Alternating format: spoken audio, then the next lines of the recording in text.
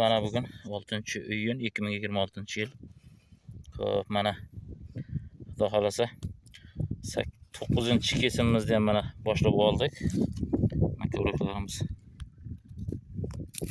chiqarish jarayoni. Chiqib o'qib ham ketibdi. Xudo xolasa mana 9-kesimni mana boshlaymiz.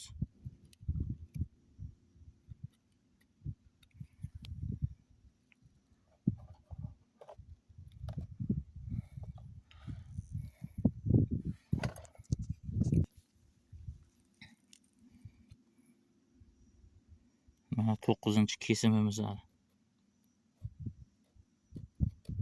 Xudo xolasa mana sekundga bormay to'ladi, mana minutga bir mana chiqarish jarayonini qarang.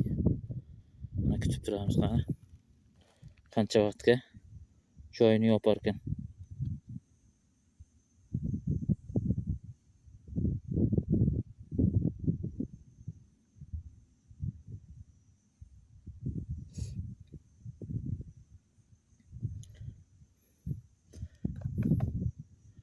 Mana minutga qolmasa, где-то bo'lgan bo'lsa bir 10 sekundcha bo'ldi. Mana kesilgan joyi уже 10 sekundcha bo'ldi, mana birdan qopladi mana. Chiqishi juda zo'r, ajoyib mana.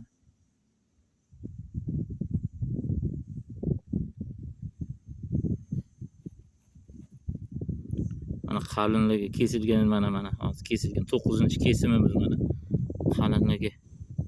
Va mana где-то bo'lgandir 20 sekund. Mana уже joyi to'lib bo'ldi mana.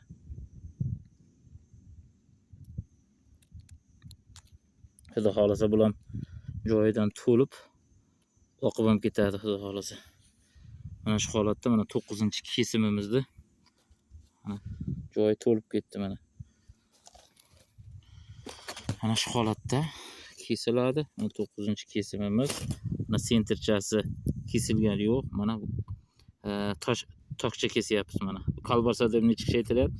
Kolbasa prямой ketadi. Bu sentr ham kesilib ketadi. Hozir endi bu tokcha kesildi. Tokcha kesilgan sababi mana keyingi yilga ham o'sib ketaveradi mana.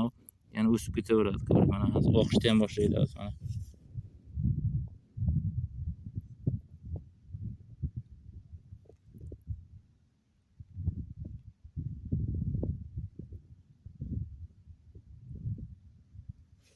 Mana joyidan oqatigana bo'ldi mana. Kesganimizga ko'p vaqt o'tmadi mana.